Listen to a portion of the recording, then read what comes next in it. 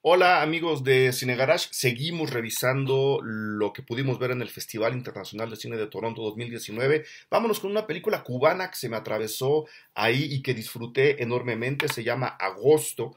El director es Armando Capó y que nos lleva a los dolorosísimos años 90 en Cuba, en donde se llevó a cabo, se implementó lo que se conoce a nivel histórico en Cuba y en los países amigos como México, como el famoso periodo especial. Y hay que entender un poquito lo que representaba el periodo especial para saber y conocer lo que están viviendo los personajes que presenta Capó en agosto. Una vez que la Unión Soviética se deshace, una vez que el bloque soviético se desbarata en 1989, los países que estaban ligados económicamente con este bloque empiezan a sufrir una serie de carencias que en el caso de Cuba le pegan de manera notable, porque es un país que no tiene petróleo, es un país que no tenía una industria desarrollada al 100% porque vivía del intercambio comercial, en este caso con el bloque socialista. Entra un enorme periodo de austeridad y de carencia en la isla, digamos, también incentivado por el bloqueo que el bloque occidental, encabezado por Estados Unidos, mantiene a la fecha en la isla. Es decir, no podía tener relaciones comerciales con un país que ya no existía, pero Estados Unidos tampoco le permitía tener relaciones comerciales con otros países, lo cual hace en ese momento en Cuba y provoca en Cuba una situación de austeridad muy, muy grave.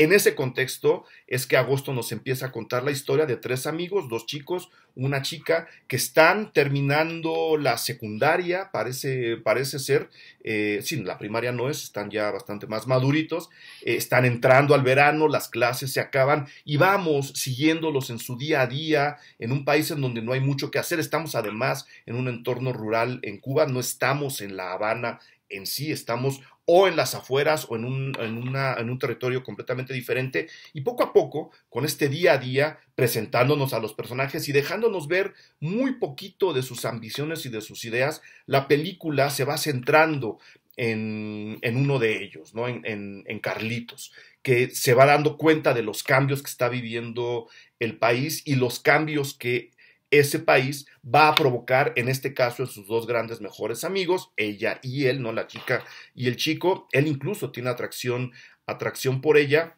Y estos cambios no van a ser fáciles para Carlitos, quien sin embargo acaba encontrando más o menos la forma de vivir este hastío cotidiano en el que está encerrado. Desde ahí la película se vuelve muy, muy interesante, porque si bien nos está contando las aventuras pequeñas de estos muchachos, por el otro lado poco a poco se va construyendo una especie de carta de amor-odio a Cuba. Nos va diciendo todo lo doloroso del periodo especial, pero al mismo tiempo nos va mostrando las relaciones de su gente, la relación de estos amigos, ¿no? La manera de vivir y de sobrevivir de la gente cubana, que deberían ser un ejemplo para muchas partes del país. Entonces, por un lado, es una especie de reclamo a lo que ocurrió en ese momento, pero por el otro hay un cierto dejo de amor, digamos, a la gente cubana, a la gente que sobrevivió, porque mostrándonos incluso el problema de los balseros, ¿no? El enorme éxodo que hubo de gente cubana que salió en condiciones muy, muy adversas y muy dolorosas, se perdieron muchas vidas, mostrándonos el problema de los balseros, de la gente que decidió salir de la isla. Tampoco los señala y tampoco los juzga. Desde ese punto de vista la película es muy neutra. Seguimos centrados en Carlitos, quien, debido a su inmadurez, no alcanza a comprender todos los demás, por eso no hay un juicio hacia la gente que decide irse, pero tiene la inteligencia suficiente para comprender que hay cambios graves y notables en su país que lo van a hacer a él también cambiar y transformarse. Y estas transformaciones no siempre son, digamos, gratas. Hay transformaciones muy dolorosas. Carlitos empieza a tener muchísimas pérdidas, como las tuvo Cuba, pero acaba teniendo muchas experiencias muy gratificantes, como las que tiene un país noble y sincero como la gente que vive en Cuba. Es como a veces la película pareciera convertirse en un álbum de fotografías viejas, ¿no? De esas que de repente nos muestran imágenes de nosotros mismos que duelen, pero que no podemos dejar de ver. Ese es más o menos el tono de la película de agosto, que va sacando estos pequeños jugos, presionando a sus personajes, nada más lo suficiente para que el discurso visual se vaya desarrollando y, repito, se centre finalmente en Carlitos.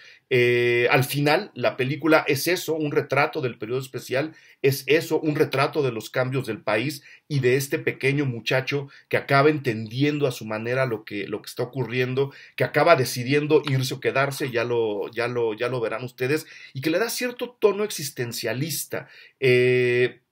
A veces no sabe por qué se quiere quedar y a veces tampoco sabe por qué quisiera irse. Entonces entra el personaje en una especie de nihilismo que le da, repito, un tono existencialista a la película en conjunto, lo cual la hace también dialogar muy bien con nosotros, ¿no? Tenemos dudas sobre lo que está pasando y sobre lo que puede pasar con este gran personaje que al final, ya en el último tercio de la película, entra en un tono de incertidumbre que, por supuesto, era la incertidumbre que vivía Cuba en esos años y que bien podríamos jalar a la actualidad cubana, que sigue viviendo, especialmente con el endurecimiento de las relaciones con Estados Unidos, otra vez sigue viviendo un periodo de incertidumbre, lo cual hace de esta película algo tremendamente pertinente. Es un tono muy relajado, es un tono muy calmado, pero al mismo tiempo está provocando, repito, este retrato, este análisis del retrato y esta aceptación de los cambios que no siempre son completamente amorosos, sino que tienen su cierta dosis de dolor. La recomiendo mucho, si se la encuentran por ahí, vean Agosto, no se van a arrepentir. Aquí espero sus comentarios.